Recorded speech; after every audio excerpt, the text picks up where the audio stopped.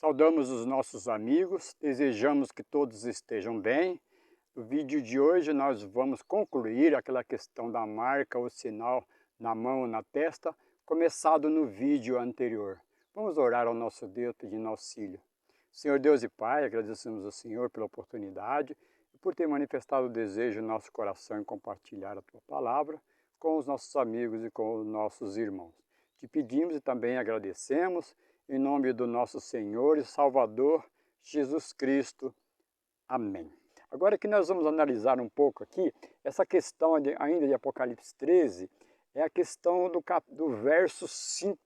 Apocalipse 13, verso 5. Então nós vamos lá em Apocalipse 13, no verso 5, nós vamos ver duas questões muito interessantes e muito significativas, que talvez muitos não avaliem essa questão, que é a questão do verso 5, que diz assim, ó, foi-lhe dada uma boca que proferia arrogâncias e blasfêmia e autoridade para agir 42 meses. Em outras Bíblias, na expressão mais correta, seria continuar 42 meses. Entendemos ter duplicidade aqui, essa questão dos 42 meses, né? Ser multiplicados por 30, que é o mês bíblico, contém 30 dias, ser multiplicado por 30 vai dar 1260 dias. E em profecia, se utilizar o princípio de interpretação de ano, 1260 dias, vai dar 1260 anos, de acordo com Números 14, Ezequiel 4 e Levíticos capítulo 25, verso 8, isso é que nos diz. Porém, entendemos também que de ter uma dupla aplicação. Aliás, o capítulo 24 de Mateus, nós vamos ver daqui um verso que vai tratar dessa questão. Entendemos também que existe essa questão desse 1260 dias literais, ou seja, 1260 anos de supremacia papal, 1260 anos que foi do ano 538 até 1798. Esse poder recebeu uma ferida mortal, mas agora também esse verso pode se fazer sem nenhum problema. É uma aplicação futura com relação à abominação desoladora de 42 meses literais. Okay? Então a supremacia final existe muita controvérsia, porém, se analisarmos bem essa questão e nos pormenores, num contexto mais amplo, dá para se perceber e aceitar também que se refere a uma supremacia última e final deste poder. Lá de Daniel representado pelo chifre pequeno e Daniel simbolizado, melhor dizendo, agora em Apocalipse, simbolizado pela besta que surge do mar. Nós vimos lá também a segunda besta de Apocalipse 13, dos versos 1 a 18. Nós fizemos uma breve análise, tratar dos Estados Unidos, e nós vimos também que a besta do mar e a besta que sobe da terra faz uma dobradinha, uma união de forças política e religiosa para que seja imposta a marca da besta conforme nós vimos. Ok? Então nós vamos ler agora um verso da Bíblia e complementando isso que eu disse com relação a essa questão aí dos 42 meses, lá no livro de Mateus, no capítulo 24, certa ocasião Jesus mencionou este verso que está no verso 15. Mateus 24, verso 15, diz assim: quando, pois, virdes o abominável da desolação, de que falou o profeta Daniel no lugar santo, quem lê entende. Então, Jesus está mencionando Daniel, falando da abominação desoladora lá do passado. E lá também indica, lá no capítulo 24, todo o seu contexto, aplica-se alguma parte ou algo que ocorreu no passado, mas também tem alguns acontecimentos que se aplica também para o futuro. E essa questão aqui desse verso, entendemos ter essa dupla aplicação. Então nós vamos agora para um texto lá do livro de Tessalonicenses, 2 Tessalonicenses, capítulo 2, o verso 3 e o verso 4, que diz assim: ninguém de modo nenhum vos engane, porque isto não acontecerá sem que primeiro venha a apostasia e seja revelado o homem da iniquidade, o filho da perdição. Verso 4. O qual se opõe, se levanta contra tudo que se chama Deus ou é objeto de culto, a ponto de assentar-se no santuário de Deus, ostentando-se como se fosse o próprio Deus. Muito bem, esse texto nos diz que Jesus não voltaria sem que antes fosse revelado o homem da iniquidade, o filho da perdição. E aqui é nos dito que ele se opõe contra tudo que se diz ser Deus, a ponto de assentar-se no trono de Deus e continua ainda, a ponto, ostentando como se fosse o próprio Deus. Então é uma questão séria, muito séria isso aqui, porque está nos dizendo o texto de alguém que faria isto aqui na terra. Então nós vamos ler algumas citações, eu vou dizer aqui sem nenhum problema, de fontes católicas, que está contida neste livro, Estudos Bíblicos. Tá? Então vou apenas ler fontes, eu não vou dar a minha interpretação, nem o meu esclarecimento ou explicação, apenas eu vou ler citações. Na página 148 deste livro, diz assim, fazendo uma comparação do que eu acabei de ler em Tessalonicenses com fontes da Igreja Católica Apostólica Romana. Não estamos falando contra as pessoas, estamos falando contestando a instituição ou a liderança, não os membros individuais, tá? Não estamos dirigindo nada contra alguém, apenas vamos ler fontes e citações que diz assim: tu és o pastor, tu és o médico, tu és o diretor, tu és o lavrador, finalmente és outro Deus na terra, falando do Papa, ok? Então nós temos aqui a citação. E eu ainda vou ler outro texto, então é muito interessante atentarmos para esse detalhe. O segundo texto, veja o que diz: o Papa é o vigário de Cristo, ou a cabeça visível da Igreja sobre a terra. Os atributos do Papa são os mesmos que os de Cristo. Este pode perdoar pecados, também o pode o Papa. O Papa é o único homem que se arroga o vicariato de Cristo. Sua pretensão não encontra oposição séria, e isso lhe estabelece a autoridade.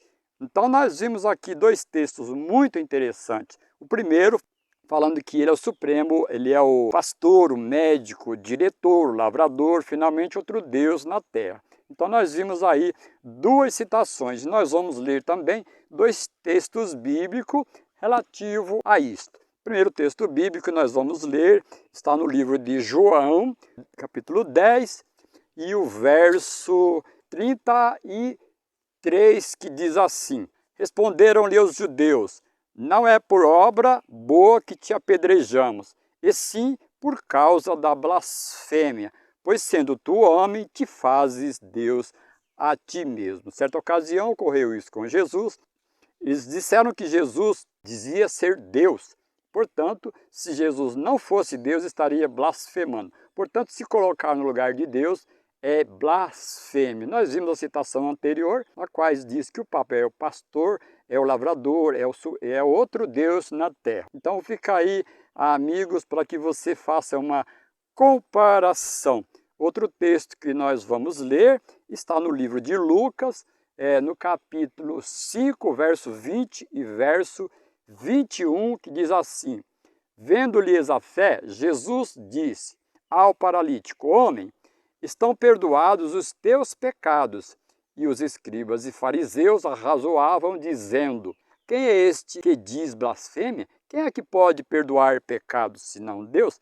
Portanto, aqui vai contrastar também com a segunda citação lá, com relação à fonte lá da Igreja Católica, que diz que seu líder, no caso o Papa, assim como Jesus pode perdoar pecados, que o Papa também pode perdoar pecado. Então nós vimos aqui uma ação contrária àquilo que Deus realmente determina. Agora nós vamos ler mais algumas citações, ainda desta fonte católica que está contida neste livro, Estudos Bíblicos, editado pela CPB, Casa Publicadora Brasileira, editora oficial dos Adventistas do Sétimo Dia. que diz assim na página 149. Veja interessante esta passagem. Ó, o Papa é de tão grande autoridade e poder que pode modificar, explicar ou interpretar mesmo as leis divinas. O Papa pode modificar as leis divinas, visto seu poder não provir de homem, mas de Deus, e age como substituto de Deus na terra, com o mais amplo poder de ligar e desligar o rebanho. Portanto, esse texto nos dito que o Papa tem tamanho poder a ponto de modificar, até mesmo modificar, explicar até mesmo as leis divinas. Então nós vimos aí que não sou eu que estou dizendo, é uma fonte católica que está dizendo, que está afirmando isto. Agora nós vamos ler mais uma, que diz assim: o Papa tem poder para mudar os tempos e abrogar leis, e dispensar todas as coisas, mesmo os preceitos de Cristo. Mais uma citação, que ele tem poder para abrogar, para mudar as leis, mesmo os preceitos de Cristo, ok? Agora nós vamos ler algumas citações que vai falar de um ponto muito tremendo, muito extraordinário. Vamos ver por que eu estou dizendo isto. Veja só, aqui nesse mesmo livro, agora na página 313, Estudos Bíblicos, ok? 313, eu vou ler uma citação, tá bom? Diz assim: o domingo é uma instituição católica e sua observância só pode ser defendida por princípios católicos, de princípio a fim das Escrituras. Não é possível encontrar uma única passagem que autorize a mudança do culto público semanal do último dia para o primeiro dia da semana. Então nós vimos aí que o domingo, o primeiro dia da semana, é uma instituição católica. Então a Igreja Católica está afirmando que o domingo é uma instituição sua, ok? E agora nós vamos ler mais um.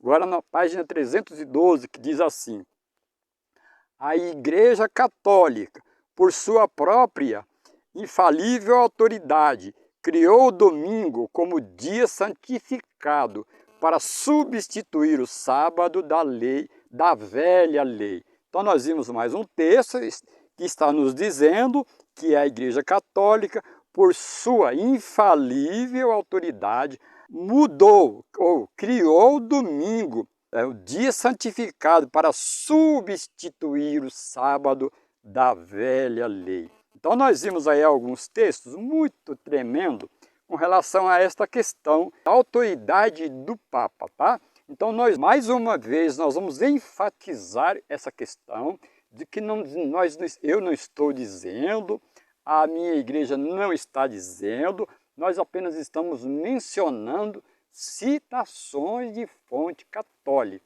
Agora, nós vamos pensar um pouquinho contrastar essas duas questões. A questão do domingo que nós vimos aí. Agora nós vamos levantar aqui uma questão muito tremenda, que é a questão do que Deus estabeleceu lá no Éden. Nos dois vídeos anteriores, nós mencionamos essa questão. Está em Gênesis 2, do verso 1 a 3, lá é nos dito que Deus já havia concluído a sua obra na criação em 6 dias literais de 24 horas, mas no 7º dia descansou, abençoou e santificou este dia, o sábado. E nós vimos também lá no livro de Marcos 2:27, que o texto lá nos diz que o sábado foi estabelecido por causa do homem. Nós também vimos no livro de Êxodo, capítulo 20, dos versos 8 a 11, que disse lá: lembra-te do sábado para o santificar, 6 dias trabalharás e farás toda a tua obra, mas o 7º dia é o sábado do Senhor teu Deus. Não fará nenhuma obra, nem tu, nem teu filho, nem tua filha, nem teu servo, nem o teu animais, nem o teu forasteiro das tuas portas para dentro. Porque em 6 dias fez o Senhor os céus, a terra, o mar e tudo que neles há. Abençoou o sábado, ou o 7º dia, descansou e santificou. Então nós vimos aí esses 3 textos no primeiro vídeo e demos aqui assim também um parecer no anterior, ok? Agora nós vamos adicionar a esses 3 textos o que está no livro de Ezequiel. Lá no livro de Ezequiel, no capítulo 20, veja o que diz lá em Ezequiel 20, os versos 12, o verso 12 e o verso 20, que vai nos dizer assim: também lhes dei meus sábados para servirem de sinal entre mim e eles. Agora o verso 20, santificai os meus sábados, pois servirão de sinal entre mim e vós, para que saibais que eu sou o Senhor, vosso Deus. Então, diante dessa controvérsia surgida aqui, vai ficar para cada um de nós ponderar, fazer uma análise e estabelecer uma opinião individual, como nós temos feito, de comparar um texto com o outro, e fica aí para cada um de nós, dos meus amigos, dos meus irmãos, se você já acredita que é assim, alguma parte pode ampliar o seu conhecimento. Para você, meu amigo e irmão, que ainda nunca viu essa questão da marca, o sinal da besta, para que você possa opinar. Mas uma coisa é certa, fica aqui a evidência e a clareza e a distinção entre 2 dias específicos de descanso e adoração. Ficou evidente que o 7º dia, o sábado, foi estabelecido por Deus na criação para o homem, e fica também aqui a evidência de que no transcorrer do tempo surgiu um poder lá de Daniel, representado pelo chifre pequeno de Daniel. Nós vimos lá no verso 25, que cuidaria de mudar os tempos e a lei, e nós já vimos também essa questão da mudança da lei, que isso ocorreu, que os 10 mandamentos foram tirados, o que revela a adoração de imagem, foi tirado o 4º mandamento, que requer a guarda do sábado, e os outros 2 últimos foram divididos em 2, conservando assim um número de 10. Então ficou claro aí, para que cada um possa associar isso à possível marca da besta, um dia específico de adoração estabelecido pela besta, nós vimos aí, e nós vimos aqui um outro dia específico estabelecido por Deus, lá na criação por causa do homem, ok? Então essa questão aqui, nós vamos ouvir muito falar aí de mudança climática, nós vamos ouvir, ou já temos ouvido falar muito de mudança climática, nós já vimos falar muitas vezes de Domingo Verde, então nós temos acompanhado isso aí ao longo da história, então fica bem claro que nós temos aí uma preparação de terreno para que se possa aceitar a marca, impor, melhor dizendo, a marca da besta, e dá para você perceber do que se trata, a marca da besta ou o sinal de Deus, para que você possa ter a sua opinião, para que você, em um futuro muito breve, você possa decidir o que você vai aceitar, o que você vai rejeitar. Mas é muito importante, decisivamente, que você estude isso, para que você esteja preparado para o que está a surgir em um momento muito rápido, e que você não tenha tempo para poder tomar uma decisão acertada, tomando uma decisão de última hora. Então vai aqui, meu amigo, meu irmão, a sugestão, desejoso que isto seja avaliado, que não haja um questionamento sem antes fazer uma análise concreta, bem concisa deste ponto, porque é uma questão muito decisiva e muito séria. Então terminamos esse vídeo com esta visão, com esta panorâmica deste assunto. Por isso fizemos 3 vídeos, considerando que fosse necessário mais vídeos ainda, mas apenas fizemos uma síntese, um resumo nestes 3 vídeos, ok? Então, para você entender bem essa questão, assista o vídeo anterior e o outro. Você vai poder entender bem melhor essa questão tão contundente, enfatizando que o amor de Deus, a graça do nosso Senhor Jesus Cristo e a comunhão do Espírito Santo esteja com todos vocês. Até breve no próximo vídeo.